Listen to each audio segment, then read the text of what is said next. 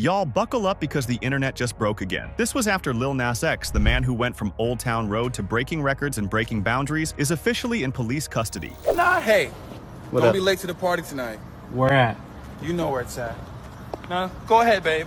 No, no, no, no, no, no, no. That's right, the Grammy-winning rapper was arrested in Los Angeles after one of the wildest street scenes the city's seen this year. So, here's how it all went down. Reports revealed that at around 5:30 in the morning, police got a call about a man walking down Ventura Boulevard in his underwear. And not just any man, but Lil Nas X himself. Now, imagine being the cops on that shift. You get there thinking you're about to handle some drunk guy wandering the streets, and then it's Montero Lamar Hill, looking like he just walked off a music video set. According to police reports, things escalated fast. They claim Lil Nas X charged at them, which led to him being arrested on suspicion of battery. And if that wasn't dramatic enough, officers said he had to be rushed to the hospital for treatment for a possible overdose. That's when this story went from a TMZ headline to a full-blown public emergency. Of course, in true Hollywood fashion, there's video evidence. TMZ dropped a clip that's now making the rounds everywhere, showing Lil Nas X literally dancing in the street wearing nothing but cowboy boots and underwear, yelling for people to come to the party. Here's the thing, if you followed Lil Nas X's career, you know he loves a good viral stunt. In fact, the controversies have been following him ever since. From the Satan shoes controversy to trolling conservatives. He's made headlines out of chaos before, but this time, it's giving something's wrong vibes. Fans are concerned this isn't just a PR stunt, and here's what's making this whole thing even more intense. Lil Nas X is supposed to be in album rollout mode. He's been teasing his second studio album, Dream Boy, all over Instagram, dropping hints about new music and even filming some pretty out there content. The rollout was already shaping up to be his biggest era yet, but now this arrest has completely overshadowed everything. Some fans are even speculating that this incident might delay the album release. But honestly, this isn't the first time Lil Nas X has shocked the world. Remember when Old Town Road went viral in 2019 and basically turned him into an overnight superstar? He went from a broke teenager sleeping on his sister's couch to a Grammy winner in months. He was also making history as the first openly gay man to win a Country Music Association award. Then came Montero, Call Me By Your Name, the song that had conservatives foaming at the mouth. They called him depraved, evil, and everything in between. How about that fake YouTube apology video that cut straight to him lap dancing on the devil? That's the Lil Nas X the internet fell in love with. But this time, the controversy isn't about pushing boundaries or trolling politicians. It's about his safety. Fans are split right now. Some are convinced this is all part of an elaborate rollout for Dream Boy. Like, what's more on brand for Lil Nas X than staging a chaotic street party and an arrest just to promote an album? Others, though, are genuinely worried. His recent posts have been a little cryptic, and the hospital admission for a possible overdose has people fearing the worst. On Twitter, one fan wrote, "Those demons took full control over him." Another posted, "This is what satanic worship, sin, and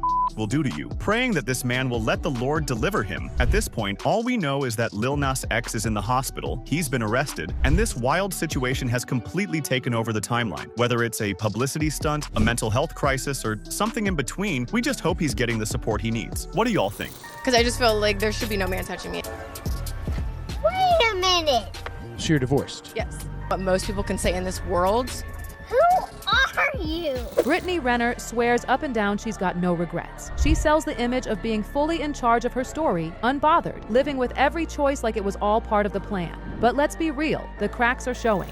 Transition and, things changing. Honestly, it's like, I don't think anybody gets married to not stay married. She may not shout it out loud, but that slip-up gave her away. For someone so obsessed with controlling her own narrative, the regret that slipped through was the one thing she couldn't keep on lock. And that's where the contradictions start telling on her. Just days after the divorce, ink dried, Brittany slid into an interview and casually dropped, "We got married April 6th and divorced May 28th. With the same energy you'd use reading off a shopping list.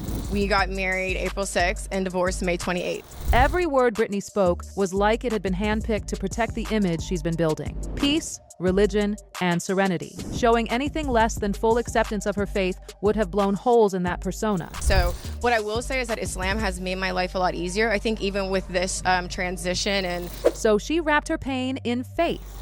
Many plan, but Allah is the best of planners. So I don't question that, and I don't feel like it's a sucky situation because what is meant to be is always going to be, It was the perfect spiritual band-aid for a messy public split, and she stayed consistent, always circling back to her go-to mantra. Is that I followed my heart, And that's more than what most people can say in this world.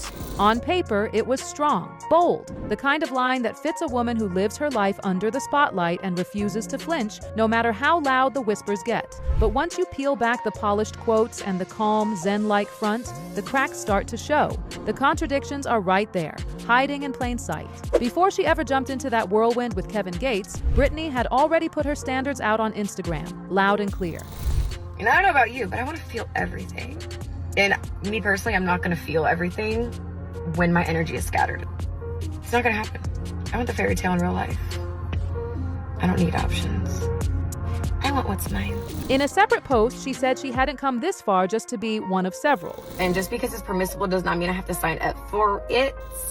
She also wanted only men who chose themselves, like she was setting the rules of her own game. So when you don't choose you, there could never be an us. And yet, fast forward, she ends up with Kevin, a man still tied up legally and emotionally with his longtime partner Draka Gates, the mother of his 2 kids. He wasn't exactly choosing himself, and Brittany definitely wasn't his only one. Draka was still in the picture, and later on, she even filed for divorce herself. It's almost like Brittany's own words were sitting there in the background, chasing her down, echoing back at her in those quiet moments between interviews. And then came the little digs, the ones wrapped in wisdom but sharp if you listen close. And you don't have regret. And I think that's really what like a lot of people, like their issue is, even just in dating, marriage. It's like people don't give it their all. They don't just go for it. On the surface, it sounded like generic advice. But then she added, so I feel like, but when you do, you're at peace with whatever happens, because it's like I gave 100%. There's nothing, I left it all on the field, on the table, whatever metaphor. But yeah.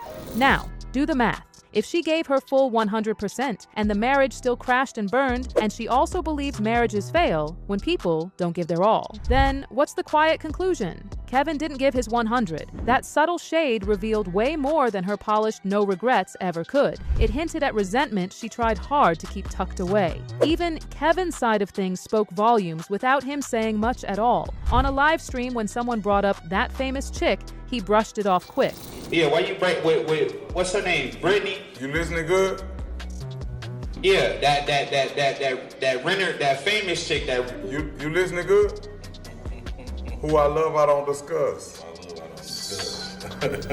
But here's the twist. His quiet, maybe meant to look noble, only made the gap between them more obvious. And let's not forget, this was a man juggling public divorces and custody hearings. That's hardly the fresh, stable start Brittany had been posting about wanting on her socials. So, while Brittany keeps flashing that calm smile and preaching about peace, love, and following her heart, her story just doesn't line up as neatly as she wants it to. The contradictions are too loud to ignore. So no, the no regrets mantra isn't proof of inner peace. It's a brand play, a shield. For Brittany, admitting regret would mean exposing cracks in the image she's so carefully crafted. So odds are she'll keep pushing the I followed my heart storyline forever, even if the cracks continue to peek through in between. Because for Brittany, it's not just about whether she feels regret, it's about the fact that her brand can't survive if she admits it. The stance isn't likely to change, because for her, regret isn't an option she can show the world.